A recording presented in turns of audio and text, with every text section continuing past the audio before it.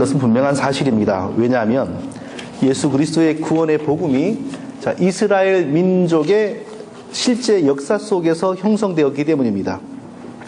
그렇다고 해서 우리가 이스라엘 민족을 특별하게 여겨야 된다는 말은 아닙니다. 이스라엘이 특별했던 것은 구약시대 하나님이 아브라함을 통하여 그의 자녀들을 이스라엘 민족으로 만들었기 때문에, 이게 아브라함의 혈통의 근거에서 이스라엘 하나님 백성이 형성되었기 때문에 그때는 특별했죠. 그러나 이제 예수 그리스도가 이스라엘을 통하여 오시고 난 이후로는 누구든지 예수 그리스도를 믿는 믿음으로만 하나님 백성이 됩니다. 그러니까 이스라엘 백성도 이제는 특별한 민족이 될 수가 없는 것이죠. 예수님도 이스라엘 사람, 바울과 베드로도 이스라엘 사람, 구약의 모든 선지자들도 이스라엘 사람, 다 이스라엘 사람들이잖아요. 성경에 나온 사람들은. 그렇기 때문에 우리는 이스라엘 사람들에서 신비감을 가지고 우리하고 뭔가 다르고 이스라엘에게만 가면 은혜를 받고 막 이런 생각을 가지는데, 그것도 비성경적인 생각입니다. 왜냐하면 우리의 구원의 복음을 만들기 위해서 하나님이 구약의 이스라엘 민족을 사용했기 때문에, 그렇기 때문에 그 사용받은 사람들은 전부 이스라엘 사람들이에요. 그러니까 다 예수님도 이스라엘 사람, 사도들도 이스라엘 사람, 구약의 선지자들도 이스라엘 사람, 당연히 그럴 수밖에 없는 거죠. 그러나 예수 그리스도의 복음이 완성되어서 온 세상에 전파되면서부터는 누구든지 아브라함의 혈통이 아니고 예수 그리스도를 믿는 믿음으로만 하나님 백성이 됩니다. 이스라엘 사람들도 예수 그리스도를 믿는 믿음을 거부하면 하나님 백성이 되지 못하고 이제는 떨어져 나가는 것입니다. 이게 굉장히 중요한 진리입니다. 이것이요. 이스라엘 민족이나 우리나라가 정말 역사 속에서 고난이 많다는 점에서는 굉장히 유사성이 있는 것 같습니다. 왜냐하면 주변에 너무나 그 강대한 나라들이 있기 때문이에요. 우리나라 주변에 보면 바로 위가 중국이잖아요. 근데 중국이 세계에서 영토가 가장 크고, 고대로부터 특히 당나라 시대, 명나라 시대, 청나라 시대는 세계에서 가장 강대한 그 군사국이었고 문화 강국이었습니다. 나중에는 쇠퇴했지만. 그런 나라 옆에 있으니 그런 나라가 기침만 해도 우리가 영향을 받는 건 당연한 거죠. 얼마나 힘들었겠어요, 우리 조상들이. 그 위에는요, 가장 짧은 시간에, 그러니까 이 동해에서 지중해까지 말 달리는 속도로 영토를 확장한 몽골이 있습니다. 그 몽골이 또 거기서 그 크게 힘을 떨쳤으니 우리가 얼마나 고생이 많았습니까? 그것뿐입니까? 요 밑으로 내려가 바다를 건너가면은 아주 그 싸움에 능하고 기회만 있으면 대륙으로 진출하려고 하는 나라가 있으니 또 얼마나 힘들어요. 이런 나라들이 돌아가면서 한 번씩 힘을 쓰니까 그때마다 우리가 정말 고생이 많을 수밖에 없는 거죠. 나라는 조그마하고 국민도 작은데. 근데 이스라엘도 상황을 보면 꼭 비슷합니다. 이스라엘 북쪽으로 가면 시리아가 있죠. 시리아가 지금은 좀 약해도 옛날에 거기가 어떤 나라냐면 아시리아라고 하는 나라입니다. 세계사 시간에 등장하는 그 아주 잔혹한 군사강국 아시리아. 세계를 호령했죠. 또 이스라엘에서 약간 오른쪽으로 가면은 이라크가 지금 있는데, 이라크가 지금은 저렇게 망했지만 옛날에 거기가요, 바벨론 제국이 있었습니다. 거기에 고대 문화가, 고대 문명이 거기서 시작이 되었습니다. 그리고 그 바벨론을 지나서 조금만 동쪽으로 더 가면 이란이 있잖아요. 이란이 지금은 저러도 옛날에 거기가 페르시아 제국의 중심부였습니다. 그러니까 이런 나라들이 그것뿐이 아니죠. 남쪽으로 내려가면 이집트가 있잖아요. 이집트가 지금은 좀 약하지만 옛날에 피라미드를 쌓고 그럴 때요, 군사적으로 문화적으로 세계 최강이었습니다. 이런 나라들이 돌아가면서 한 번씩 힘을 쓸 때마다 이스라엘은 이쪽에서 당하고 저쪽에서 당하고 이쪽에서 당하고 매일 그렇게 산 거예요. 근데 그것뿐만 아니고요, 나중에 저기 지중해를 건너가지고 그리스 반도 북쪽에 마케도니아의 알렉산더 대왕이라는 사람이 동방원정을 하잖아요. 거기서부터 인도의 북쪽까지 또 거기에 지배를 당해가지고 한 몇백 년이 흐르고요. 또 그거 좀 쇠퇴하다 싶으니까 이번에 저 지중해 건너편에 로마에서 또 군대가 와가지고 점령해가지고 또 지배당하잖아요. 정말 어려운 지역인데, 이걸 달리 말하면요, 이스라엘 땅이 세계의 중심부라는 겁니다. 어디든지 영향을 미칠 수 있는 굉장히 중요한 땅이라는 겁니다. 이걸 다 어떻게 보면 이게 바로 하나님의 섭리인데요, 하나님께서는 예수 그리스도의 구원의 복음을 전 세계에 순식간에 전파하기 위해서 자기 구약의 백성들을 가장 예민한 자리에다가 심어 놓으신 겁니다. 자, 만일 이스라엘 백성들이 하나님의 뜻대로 순종하면서 말씀대로 바르게 살았다면 그런 어려운 지역에 살면서도 다른 민족이 털끝 하나 건드리지 못하도록 하나님이 능히 보호하셨습니다. 예를 들면 다윗 시대에 임금과 백성들이 하나님 잘 믿었는데 그때가 이스라엘 민족의 황금 시기였죠. 아무도 못 건드렸습니다. 건드리기는커녕 서로 잘 보이려고 엄청나게 조공을 갖다가 바쳤습니다. 그러니까 바르게 살기만 하면, 바르게 믿기만 하면 세계 만민이 하나님 섬기는 민족은 저렇게 복되구나 하면서 그냥 그 자리에서 저절로 전도가 되는 거죠. 그런데 그 하나님의 기대를 무시하고 바르게 살지 않고 바르게 믿지 않고 불순종하고 교만하고 타락하니까 어떻게 해야 돼요? 하나님이 손을 떼시고 징계하시니까 뭐 힘쓸 필요도 없어요. 저절로 이번에는 이 나라가 오고 그 다음엔 저 나라가 오고 그 다음에 이 나라가 오고 매일 당하는 겁니다. 그래서 이스라엘 역사가 그렇게 어려웠습니다. 이스라엘 민족의 고난의 역사는 이스라엘 가운데 예루살렘에 있었던 이 성전의 순환의 역사와 거의 일치합니다. 하나님이 은혜를 주시면 성전이 아름답게 건축이 되고 또 성전이 정말 제 기능을 아름답게 수행합니다. 그런데 범죄하면서 타락하면서 하나님의 은혜를 거두시면 성전이 순환을 당하고 심지어는 외국 나라의 군대가 와가지고 성전을 파괴해버립니다. 이스라엘 민족의 그 성전은 크게 두 번 완전히 무너져 버렸습니다. 다윗이 준비해가지고 솔로몬 때 그 완공된 성전이 첫 번째 성전인데 586년, 기원전 586년에 바벨론 군대가 침략해가지고요, 완전히 무너뜨려 버렸습니다. 바벨론 하나님이 그 이스라엘을 징계하는 손길이었지 않습니까? 그러니까 이스라엘 백성들을 칠 때 성전이 완전히 돌덩어리로 변해버렸고요. 그리고 바벨론에게 끌려가서 70년간 포로 생활을 했고, 포로 생활 후에 돌아와가지고 제일 먼저 한 일이 성전을 지었거든요. 그 성전이 기원전 516년경에 이제 지어졌습니다. 그런데 그때부터도 하나님의 뜻에 합당한 삶을 살아가면 바르게 믿었으면 좋았겠는데 그렇지 못했습니다. 그래서 나중에 예수님이 승천하시고 한 40년 지나서, 그러니까 서기 72년경에 로마 군대에 의해서 다시 완전히 무너져 버립니다. 그리고 지금까지는 성전이 이제 세워지지도 못하고 있고 또 세워져서도 안 되죠. 예수 그리스도가 그 몸으로 완전한 제사를 드렸기 때문에 성전이 있어서도 안 되기 때문에 하나님이 그렇게 사실을 없애버린 겁니다. 처음에 솔로몬이 지은 성전을 사람들이 제1성전, 첫 번째 성전 이렇게 부르고요. 두 번째 바벨론 포로에서 돌아와가지고 지은 성전을 제2성전, 다르게 또 그때 그 포로들을 이끌고 온 지도자가 스룹바벨이었기 때문에 스룹바벨 성전 이렇게도 부릅니다. 제2성전은 제1성전에 비해서 굉장히 초라했다고 합니다. 그러니까 그럴 수밖에 없었죠. 나라가 완전히 70년간이나 멸망해버린 상황에서 포로 생활하다가 돌아왔는데 그 국력이 쇠약하니까 크게 지을 수가 없었죠. 그래서 옛날에 그 1성전을 보았던 노인들은 새로 지어진 성전이 너무나 초라하니까 서러워서 울었다고 합니다.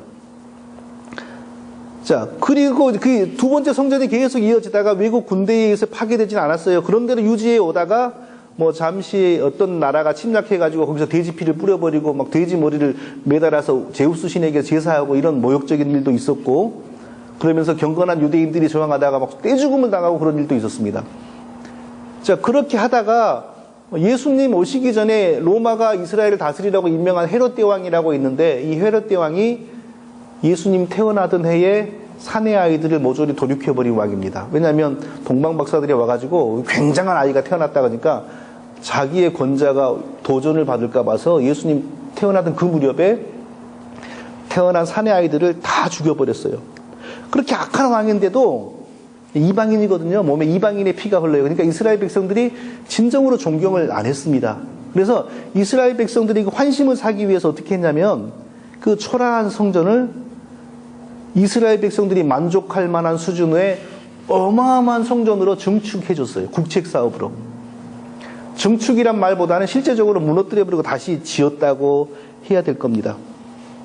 그래서 엄청나게 지어졌는데 총 공사기간이 약 60년이 걸렸어요. 그러니까 얼마나 화려하게 지었겠습니까? 그러니까 예수님 당시까지도 이 성전이 이제 막 이렇게 멋있게 있을 때니까 이스라엘 사람들은 그 성전에 대한 자부심이 이만저만이 아니었어요.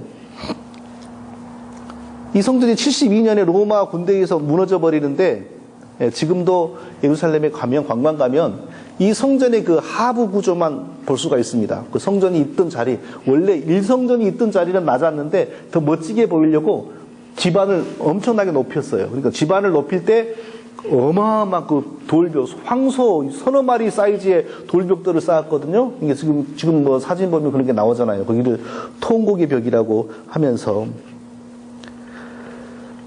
하나님께서 성전을 더 원하시지 않기 때문에 제사장 가문도 이미 끊어져 버리고 없습니다. 근데 지금 유대인들은 그 자리에, 지금 그 자리에 이제 그 사이에 그 지난 2000년간 유대 민족이 유랑할 때 무슬림이 이렇게 차지해가지고 그 자리에 무슬림 성전을 세워버렸잖아요. 그러니까 바닥은 원래 성전이 있던 자리인데 그 위에 황금 사원은 무슬림 거예요. 거기 유대인들은 새로운 성전을 짓겠다고 하는데 그 건드리면 무슬림권에서 가만히 있겠습니까? 또 하나님 허락하실 일도 없고 이제 그 문제가 불거지면 근데 준비는 다 했더라고요. 보니까 막 제사장 복장도 만들어 놓고 구약 시대에 막 물건들도 어떻게 만들어 놓고 그렇게 준비를 하고 있어요. 근데 절대 하나님 허락할 리가 없습니다. 이제 그런 일이 벌어지면 역사가 끝이 나겠지요. 자, 오늘 본문은요. 바벨론 침략으로 무너져버린 성전이 무너지고 그리고 이스라엘 백성들이 끌려가서 70년간 포로 생활을 했습니다. 그리고 70년 포로 생활에서 갑자기 해방돼가지고 돌아와가지고 제2성전을 짓게 되는 과정을 보여주고 있습니다. 굉장히 중요한 사실 한 가지를 우리가 오늘 본문에서 발견해야 됩니다. 자, 굉장히 그 중요한 첫 번째 사실이 뭐냐면요. 하나님 백성들이 하나님만을 진실히 경외하면 아무것도 두려워할 일이 없다라는 사실입니다. 우리 하나님의 백성들은 막 환경을 보면서 환경이 어렵다고 해서 우리 힘으로 용을 써서 살아가는 게 아닙니다. 하나님만 바르게 경외하면 아무것도 사실 우리를 막을 것이 없고 우리를 두렵게 할 것이 없다는 것입니다. 자, 이 세상이 흘러오는 과정을 역사라고 하죠. 세상 사람들은 역사는 하나의 종류가 있다고 합니다. 그냥 흔히 말하는 예를 들면 신석기 시대, 그 다음에 청동기 시대, 철기 시대, 농경 시대, 지금은 후기 산업 시대, 또 어떤 사람은 지식경제의 시대, 이렇게 말하지 않습니까? 자, 사람들이 이렇게 눈으로 보고 기록에 남아있는 이 역사, 이 하나뿐이라고 해요. 근데 역사는 두 종류의 역사가 있습니다. 지구상의 모든 사람들이 알고 보는 역사, 옛날부터 이렇게 쭉쭉 흘러내려오는 역사, 이 역사, 일반 역사라고 하죠. 그냥 일반 역사라고 우리가 부릅니다. 그런데 이 일반 역사 안에 또 어떤 역사가 숨어 있냐 하면요. 하나님이 자기 백성들을 찾아내서 구원하는 역사가 이 안에 숨어 있습니다. 그러니까 일반 역사는 사람들이 눈으로 보고 다 귀로 들을 수 있습니다. 그런데 하나님이 그 모든 시대에 도처에 흩어져 있는 자기 백성들에게 예수 그리스도의 복음을 주어서 구원해내는 이 역사는 눈으로 보고 귀로 들을 수가 없습니다. 영적인 역사입니다. 그러니까 이 구원의 영적인 역사, 다르게 말하면 구속사 이렇게 말합니다. 어떤 사람이 한국에 있다가 에나보에 주재원으로 오고 유학으로 왔습니다. 한국에서는 전혀 교회를 가본 적이 없습니다. 그런데 에나보에 왔다가 우연히 우리를 만나가지고 교회를 다녔고 그러다가 진실이 예수 그리스도의 복음을 알게 되어 구원을 받아버렸습니다. 여기 안에 두 가지 역사가 있는 겁니다. 에나보에서 여기로 왔다. 이건 일반 역사입니다. 유학으로 왔건 주재원으로 왔건. 근데 에나보에 여기로 왔는데 사실은 무엇 때문에 왔냐? 사람은 몰라요. 하나님이 그 섭리 가운데 그에게 예수 그리스도의 복음을 주어 에나보 반석교회에 나와 참 복음을 배워서 구원받게 하시려고 여기로 부른 겁니다. 그리고 여기서 지내는 동안에 참 하나님의 백성으로 완전히 거듭나 버렸어요. 그러니까 사람들은 이 두 번째 거 모르고 앞에 것만 그 사람 여기서 유학하다가 주재원 생활하다가 갔다. 이게 인류의 역사죠. 그러나 영적인 역사는 그 사람은 하나님이 이러한 방식으로 부르셔서 복음을 주어 구원해 주었다. 구속사가 여기에 있는 것입니다. 자, 이 세상에 이런 일반 역사가, 그러니까 2000년 전, 6000년 전부터 계속 일반 역사가 이렇게 진행되고 있는데, 이 세상의 일반 역사가 중간에 끊기지 않고 계속 진행되고 있는 이유가 뭔지 아십니까? 믿지 않은 사람들은 당연히, 그거야 계속 가니까 가는 거죠, 이러겠죠. 믿는 사람들은 그렇게 생각하면 안 됩니다. 이 일반 역사가 끊어지지 않고 계속 가는 이유는 딱 한 가지입니다. 하나님께서 계획하신 자기 백성들을 다 창조해내시고, 예정하신 모든 영혼들을 다 복음으로 구원하셔서 하나님 백성의 수가 하나님의 뜻대로 충만해질 때까지 이 역사는 계속 흘러가는 겁니다. 그러니까 사람은 태어나고 죽고 태어나고 죽고 계속 모든 대륙에서 모든 시대마다 계속 하는 거예요. 그게 그냥 자연의 섭리죠. 모르는 사람들에게는. 그러나 하나님의 영적인 역사 속에서는 하나님이 예정하신 백성이 지금 태어나고 있는 겁니다. 그리고 초등학교를 가고 중학교를 갈 때 어떻게 하나님의 섭리 가운데 정말 사람이 막을 수 없는 방법으로 복음이 전해지는 겁니다. 그래서 구원받는 사람이 세계 각처에서 시대마다 계속 늘어나요. 하나님이 자기 백성들을 다 불러내기 위하여 시대마다 계속 역사가 진행이 되는데 이 역사 속에서는 예수 그리스도의 구원의 역사가 계속 이루어지고 있는 겁니다. 사람 보기엔 단순히 저 사람이 어디 이민을 가더니 교회를 가게 됐네. 저 사람이 병이 들더니 교회를 가게 됐네. 저 사람이 사업이 안 되더니 교회를 가게 됐네. 저 사람이 어떤 친구를 만나더니 교회를 가게 됐네. 저 사람이 어떤 사람에게 장가를 흔더니 그냥 교회를 가게 됐네. 이건 사람의 일반 역사를 보는 시각이에요. 하나님의 구원의 역사는 그 속에서 사람이 예상하고 이해할 수 없는 신비한 방법으로 계속해서 진행이 되고 있는 것입니다. 언제까지? 하나님께서 계획하신 모든 백성들이 다 차게 될 때까지, 모든 예정한 백성들에게 복음이 주어질 때까지 계속 이렇게 가는 거예요. 그리고 이제 하나님의 뜻이 다 이루어지면 일반 역사가 끝이 나는 겁니다. 그러면 그때 예수 그리스도가 오시어서 하나님의 구원받은 전 시대의 백성들을 다 불러 모으는 거예요. 이거 이해가 안 되죠. 2000년 전에 예수님 믿고 죽은 사람하고 우리하고 어떻게 만나요?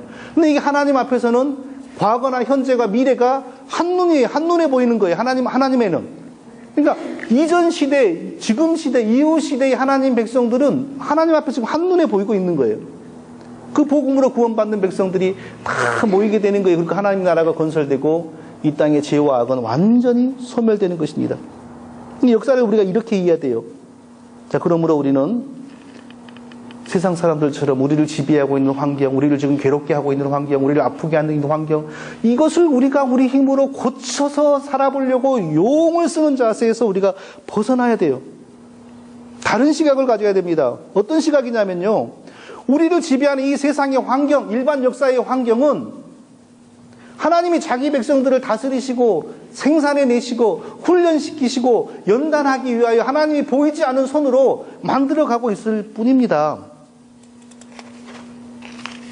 그러면 우리는 이 보이는 환경에 올인해서 이 보이는 환경으로 말미암아 울고 웃고 사는 것이 아니라 보이지 않은 구속사를 이루어가는 그 하나님을 주목해야 되고 믿어야 돼요.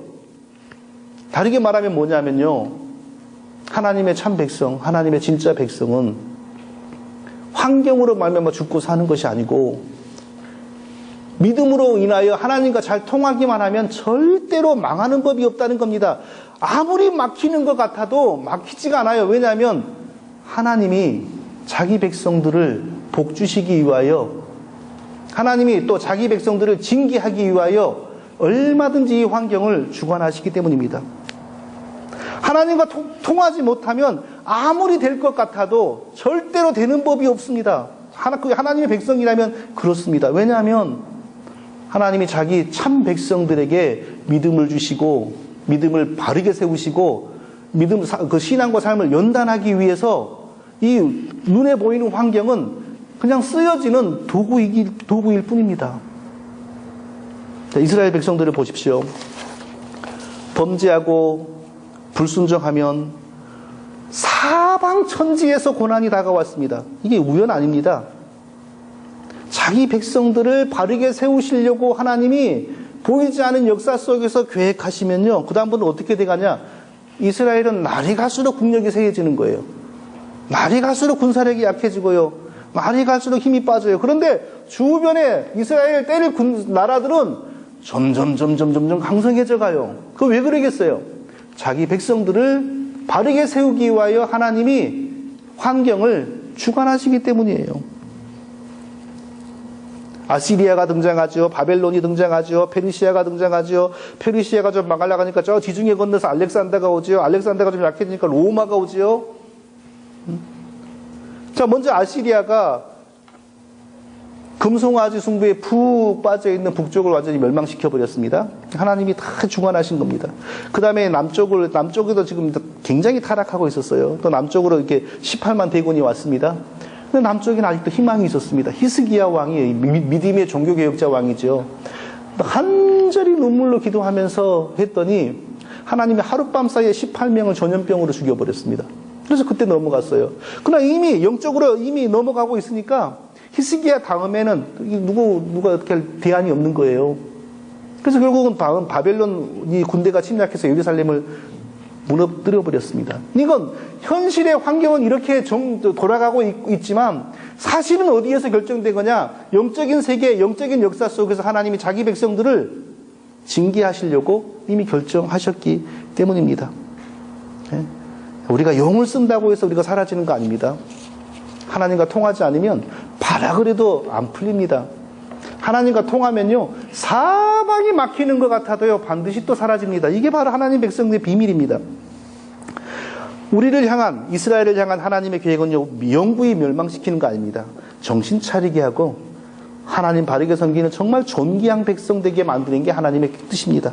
그래서 바벨론의 침략으로 이렇게 멸망당할 때 벌써 그때 예레미야 선지자를 통하여 뭐라고 예언하냐면요, 나 여호와가 말하노라 70년이 마치면 내가 바벨론 왕과 그 나라 갈대아인의 땅을 그 제약으로 인하여 벌하여. 이스라엘 백성들을 바벨론이 무너뜨렸습니다. 근데 그때 이미 뭐라고 예언하셨냐면 70년이 지나면 바벨론을 내가 벌하여. 그러니까 바벨론이 이스라엘 백성들을 고통을 주는 기간은 70년입니다. 그럼 정말 70년 후에 어떤 일이 벌어졌을까요? 바벨론이 세계를 지배하고 있습니다. 아무도 바벨론을 무너뜨리지 못할 것 같았습니다.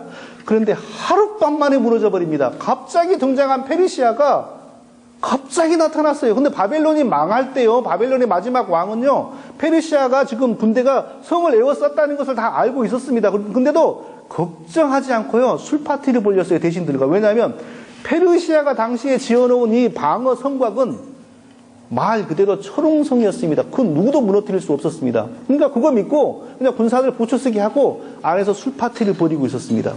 그런데 그 인간이 지은 그 어마어마한 성곽에 조그마한 틈이 있었습니다. 사람 한두 명이 들어갈.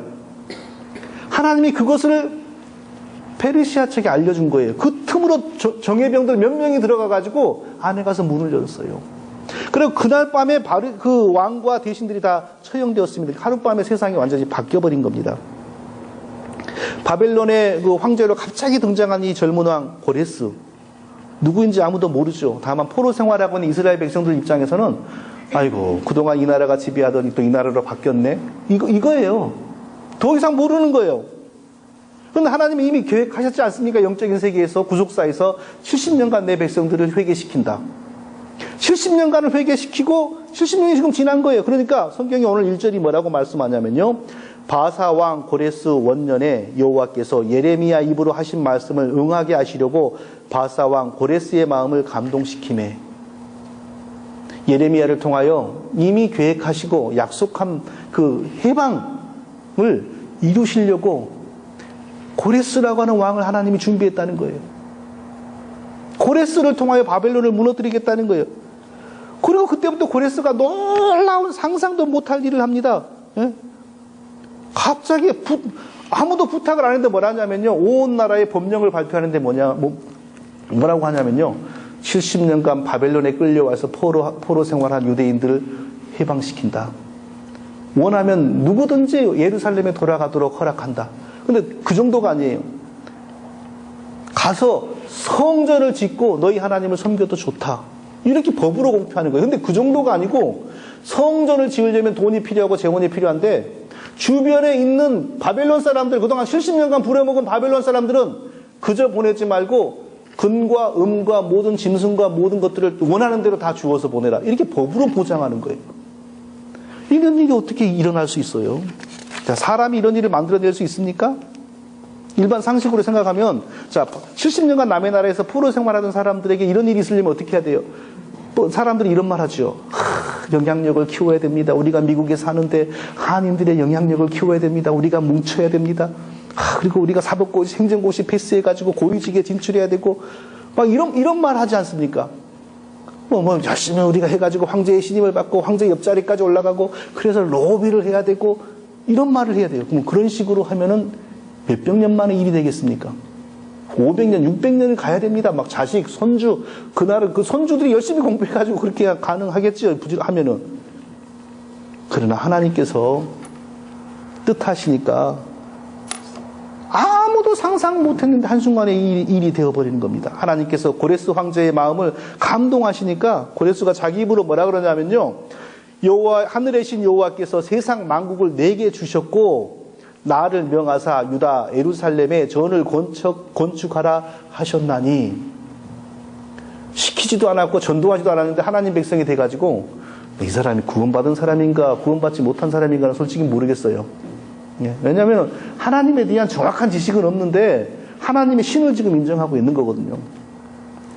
아무도 부탁하지도 않았고 아무도 전도하지도 않았는데 스스로 고레스 왕이 이 세상을 지금 지배하는 사람이 뭐라냐면 하늘의 신 여호와가 세상을 내게 주셨다.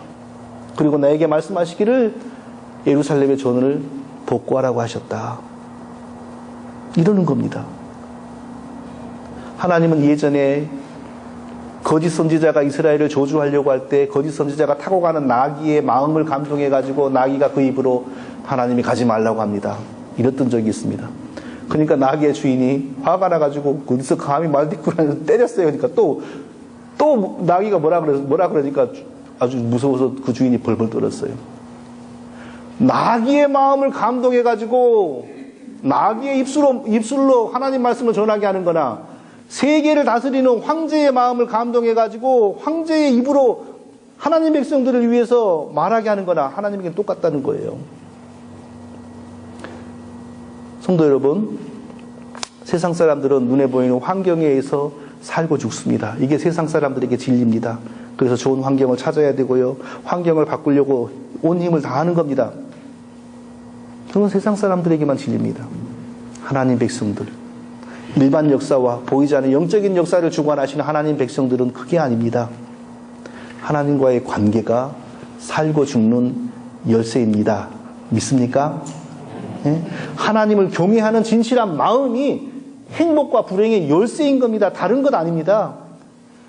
하나님이 자기 백성들을 위해 막으시면 별의별 용을 써도 열리지가 않습니다. 환경이 이미 열렸어도 하나님이 영적으로 이미 막으면 반드시 막힙니다. 환경은 다 막혔어도 하나님이 자기 백성을 위해서 열으면 이 천하에 그것을 다시 닫을 사람이 없습니다. 이전에 애굽에서 430년간 이스라엘 백성들이 종살이했습니다. 그 막강한 바로의 건세하에서 아무도 탈출할 수 있을 거라고 생각 못했습니다. 그런데 모세를 통하여 하는 것을 보십시오. 좋게 해도 말을 안 들으니까 10가지 재앙을 주어서 바로를 굴복시킨 걸 보십시오. 그냥 또 나오기도, 빈손으로 나오기도 하지 않았습니다. 430년간 내 백성들이 너희를 위해서 일했으니 그동안 일한 거에 대해서 품삯을 주라고 했습니다. 그래가지고 애굽 사람들이 두려워 떨면서 금과 은과 모든 재물을 다 줘서 보냈어요. 그게 나중에 어디에 쓰였냐면 광야에서 세상에서 가장 값비싼 성막을 짓고 하나님을 섬기는데 쓰여진 겁니다. 하나님 섬기는데 필요한 물질도 하나님이 주시고요.